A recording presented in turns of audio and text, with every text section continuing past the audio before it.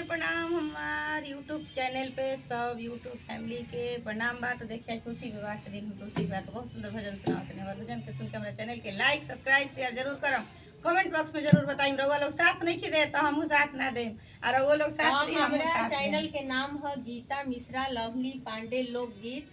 तो वो पर रउआ लोग जाई, बहुत प्यारा प्यारा गीत हमनी के गा के डाली ले जा। तो रउआ लोग सुन के हमनी के आशीर्वाद दी।